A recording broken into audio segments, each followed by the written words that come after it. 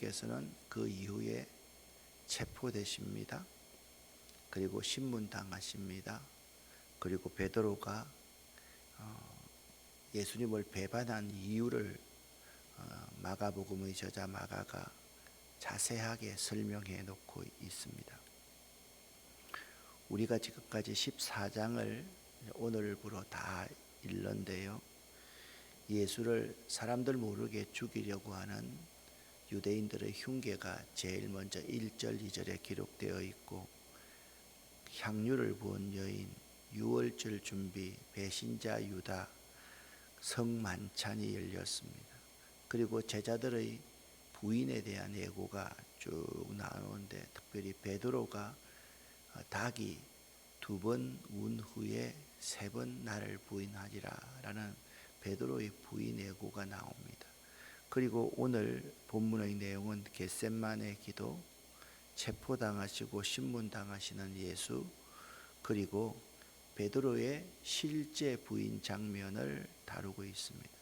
그런데 전반부를 설명하면서 제가 왜 이렇게 전반부에는 글자를 흐리게 해놓았는가, 여러분 한번 잘 보시기를 바랍니다.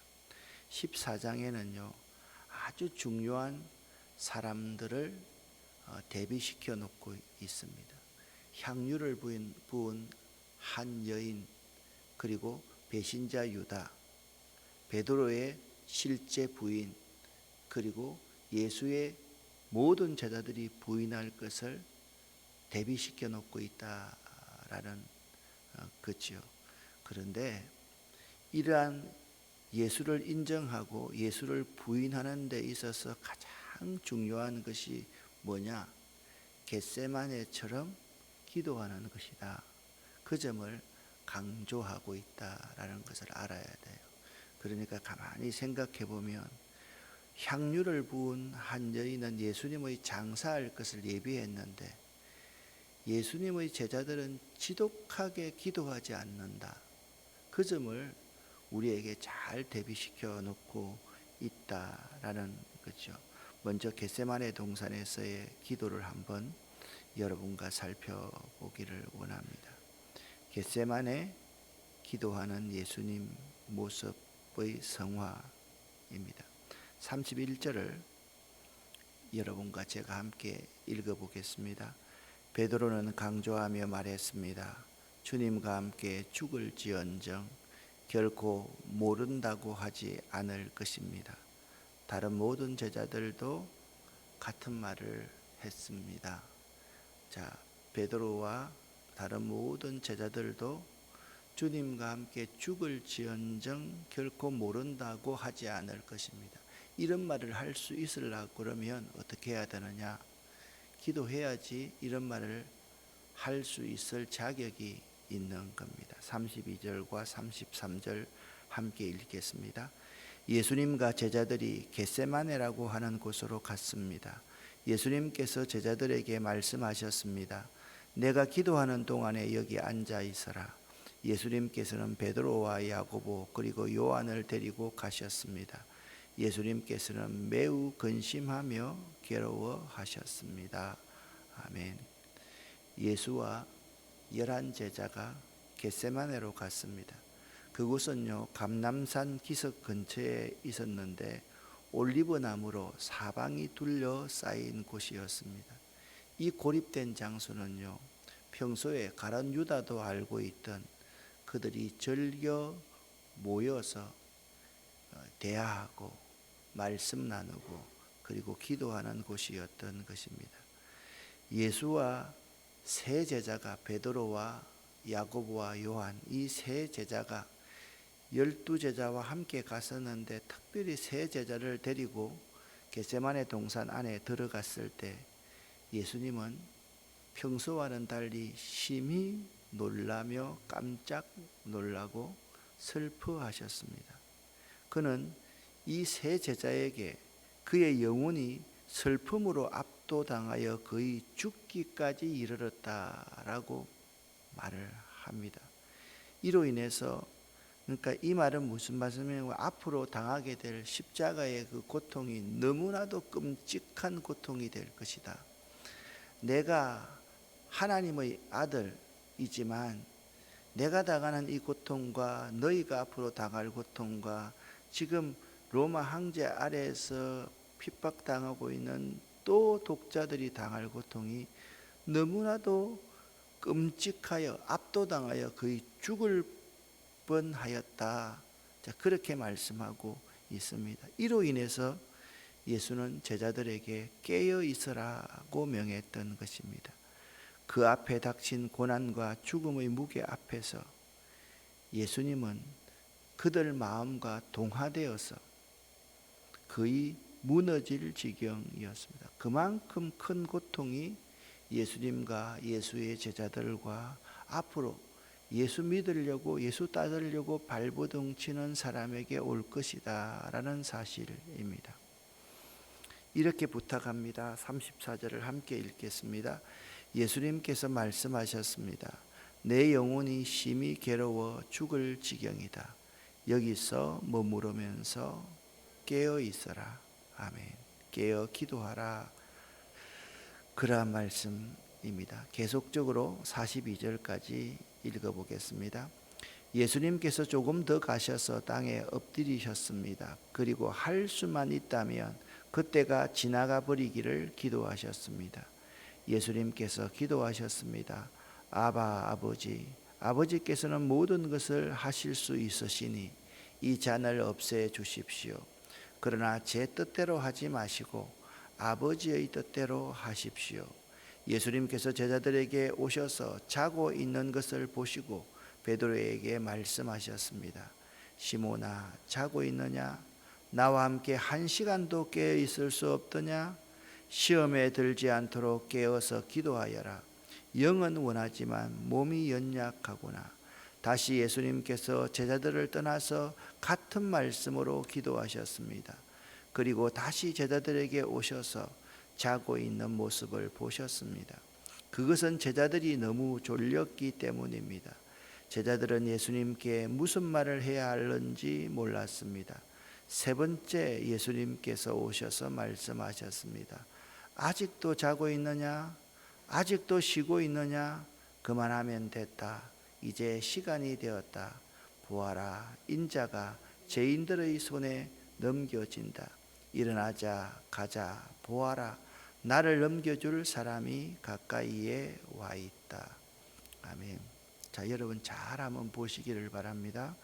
지금 마가복음을 읽고 있는 독자들은 로마의 황제 아래서 엄청난 핍박을 받고 있는 사람들입니다.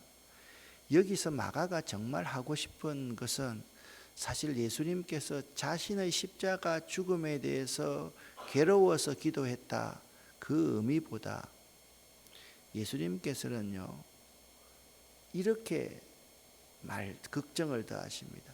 앞으로 제자들에게 닥칠 그 고통, 앞으로 이 제자들을 따라서 나에게로 다가오려는 그들의 고통에 대해서 더 안타까워하고 있는 모습을 잘 보여주고 있습니다.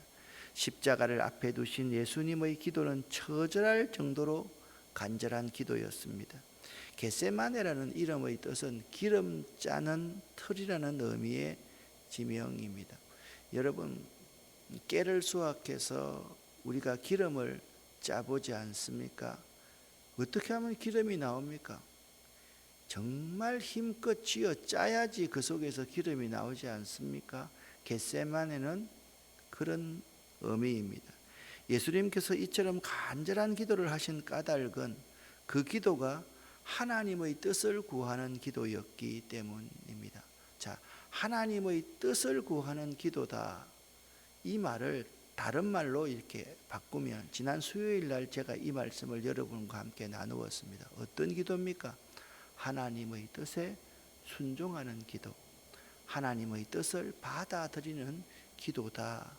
여러분 이렇게 생각하시면 맞습니다. 하나님의 뜻을 구하는 기도는 다른 말로 하면 하나님의 뜻 앞에 나 자신을 내려놓는 것, 순종하는 것, 순복하는 것, 복종시키는 기도임을 알아야만 합니다.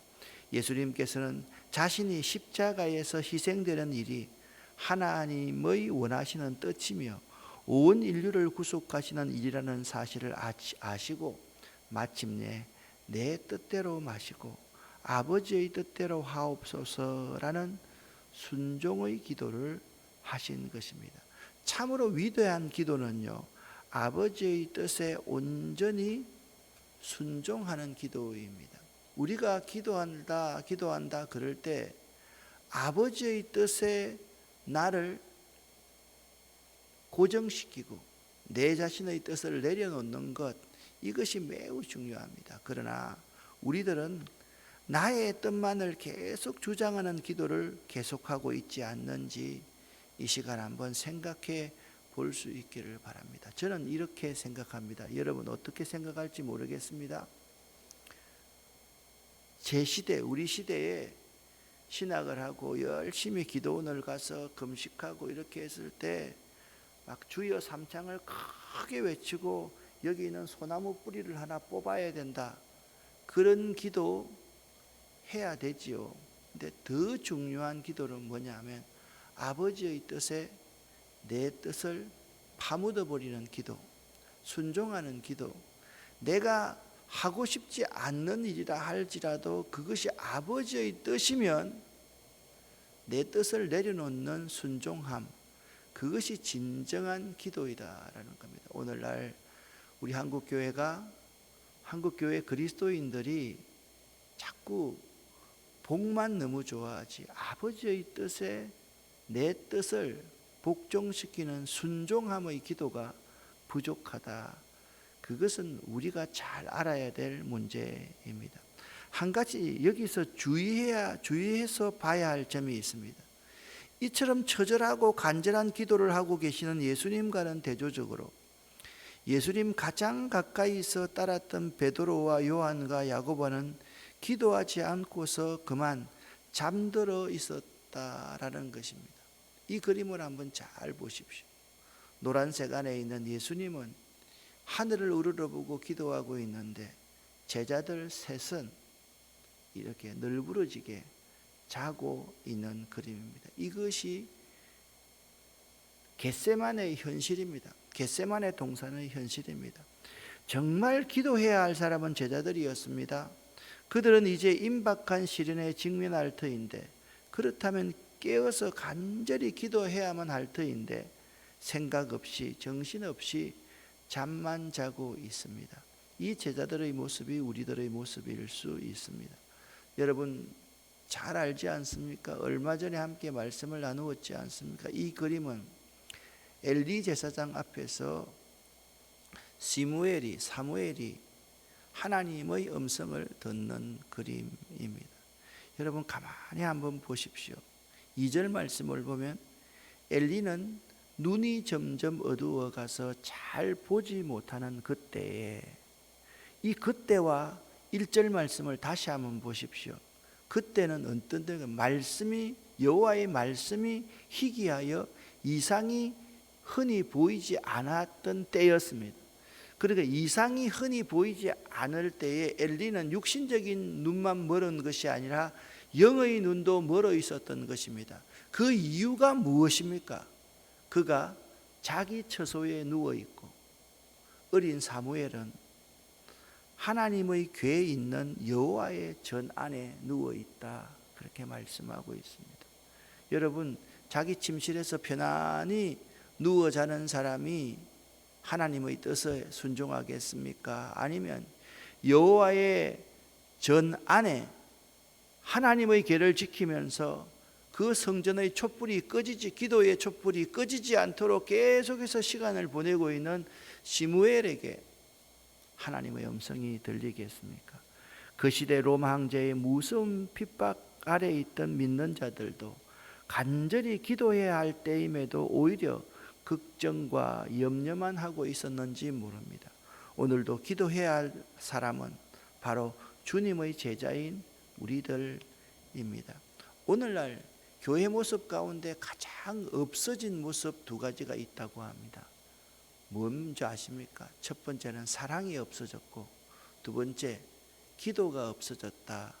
이게 오늘날 교인들의 모습입니다. 여러분 어떻습니까? 정확한 지적 아닙니까? 사랑 없는 교회가 교회입니까? 기도하지 않는 교회가 교인입니까? 아니지 않습니까? 정말 우리가 안타까이 생각해야 될 부분이 이런 부분이런 것입니다. 그러면 예수님이 체포하는 장면에서 기도하지 않는 사람들은 어떤 태도를 보이고 있는지를 한번 생각해 보시기를 바랍니다.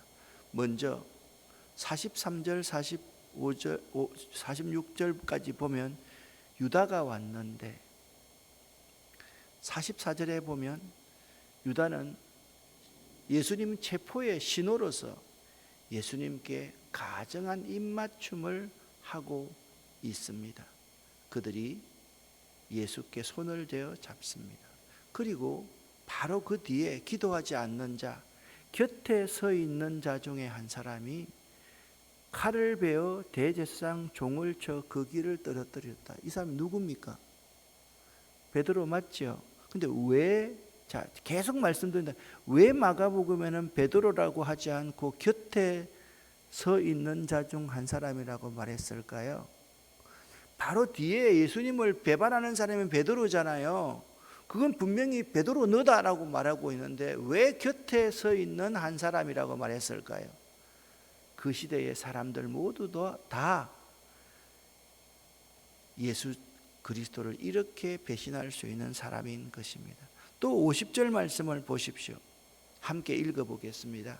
제자들이 다 예수를 버리고 도망하니라. 아멘.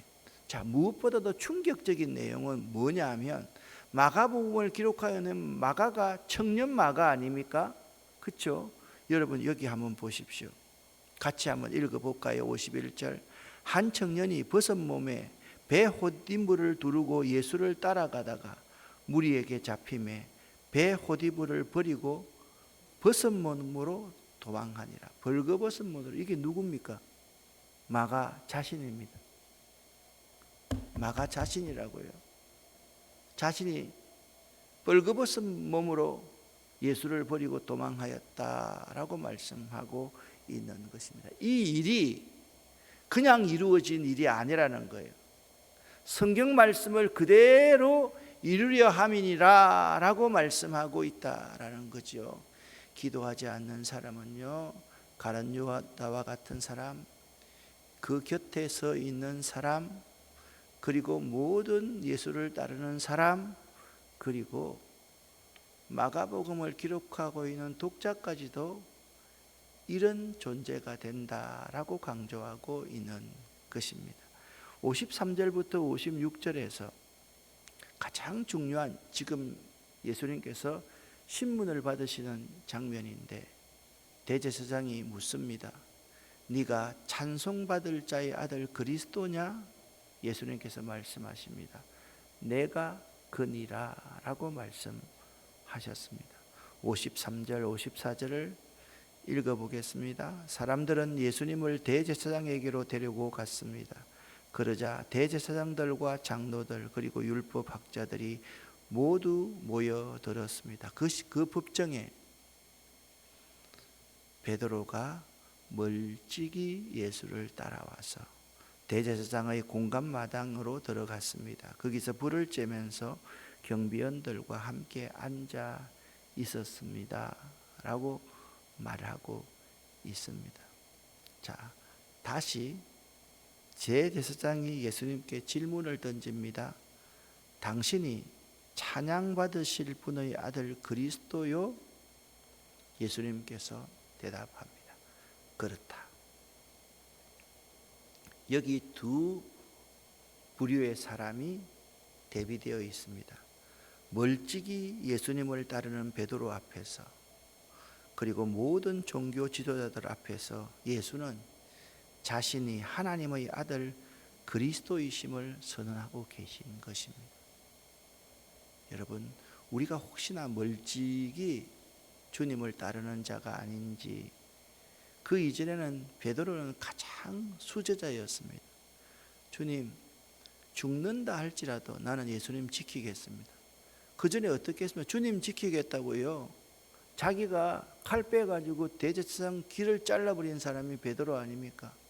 아니, 사랑을 전해야 될 사람이 칼을 들고 예수를 지키겠다니요. 베드로야, 금을 내 칼집에 꽂아라. 금을 사용하는 사람은 금으로 망한다. 예수님께서 그렇게 말씀하셨거든요. 다른 성경에서. 베드로가 부인하게 된 경위를 마가는 이렇게 설명해 놓고 있습니다. 같이 읽어보겠습니다. 베드로가 공간 아래쪽에 있을 때 어떤 대제사장의 여자 종이 왔습니다. 베드로가 불을 쬐고 있는 것을 보고 노려보며 말했습니다. 당신도 나사렛 예수와 함께 있었지요. 베드로는 부인하며 말했습니다. 네가 무엇을 두고 말하는지 모르겠다. 그리고 베드로는 입구 쪽으로 옮겨갔습니다. 그때 닭이 울었습니다. 여러분, 이걸 보면요, 범죄한 사람이 똑같이 처음에 말하잖아요. 돈 받았냐? 네가 무슨 말을 하는지 모르겠다. 돈 받은 적 없어. 나쁜 짓 했느냐? 나는 절대로 한 적이 없어. 저 사람이 했어. 베드로는 그런 사람이었습니다. 같이 읽습니다. 또 여자 중에 종이 이 베드로를 보고 다시 한번 거기 있었던 사람들에게 말했습니다. 이 사람도 예수와 한패예요. 다시 베드로가 부인했습니다. 계속 읽습니다. 잠시 후에 거기 있던 사람들이 베드로에게 말했습니다.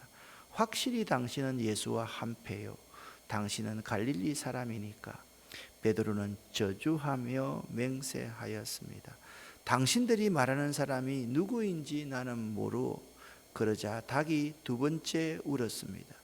베드로는 예수님께서 자기에게 닭이 두 번 울기 전에 네가 나를 세 번이나 모른다고 할 것이다 라고 한 말씀이 기억났습니다. 그래서 엎드려서 울었습니다. 여기 베드로를 싸가지 없는 놈 말이야, 배신자, 이게 아니라 만약 베드로가 완벽했다면 우리 같은 사람이 예수 믿을 수 있었을까요? 연약한 사람들의 모습을 우리들은 발견합니다. 연약한 베드로이기에 그분에게 정말 우리 주님이 필요한 것이죠. 여기 새벽 닭이 울 때 베드로가 눈물 짓고 흐느끼는 것이 아니라 통곡하며 울고 있습니다. 저는 이 베드로의 모습을 가만히 보면서 누가 생각났냐? 제 얼굴이 여기 들어가는 것이 맞다라는 생각을 했습니다. 여러분은 어떻게 생각하십니까?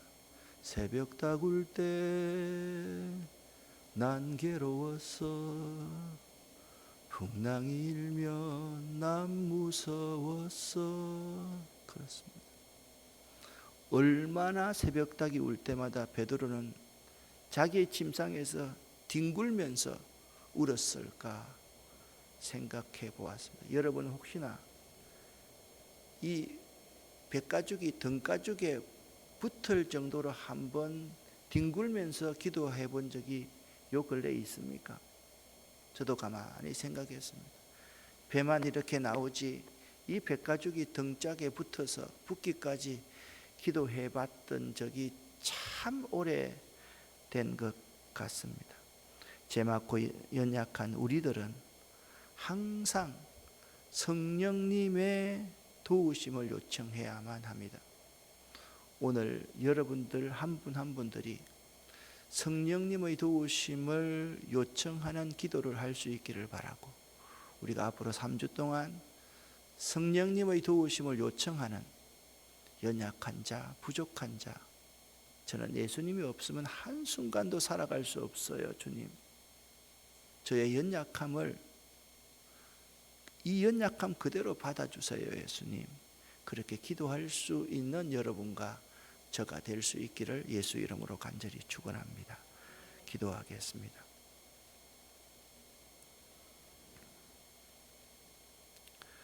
하나님 아버지여, 이 울고 있는, 통곡하고 있는 베드로, 통곡해야만 할 전규택 목사, 그리고 여기 있는 우리들이 되기를 원합니다. 하나님, 기도하지 않는 자들이 유다와 같이 되었고, 기도하지 않는 우리들이 칼로서 돈으로서 이 세상 모든 문제를 해결하려고 했고, 기도하지 않는 우리들이 그 모든 예수의 제자, 다 예수를 버리고 도망했던 제자, 부끄러운 줄도 모르고 벌거벗고 이 세상을 살아가는 마가와 같은 자였음을 고백합니다. 하나님, 우리가 이 세상이, 교회가 가장 사라진 것이 사랑이고 기도라고 그렇게 우리도 공감하고 있는데, 우리에게 이번 기도하는 기간 동안 사랑을 회복해 하시고 우리의 삶에 기도하는 자세, 기도하는 마음을 회복할 수 있도록 도와주시옵소서. 기도하는 것이 우리의 일이, 노동이 되지 않도록 하시고 기쁨이 될 수 있도록 도와주시옵소서. 예수 그리스도 이름으로 축복하옵고 간절히 기도 올립니다. 아멘.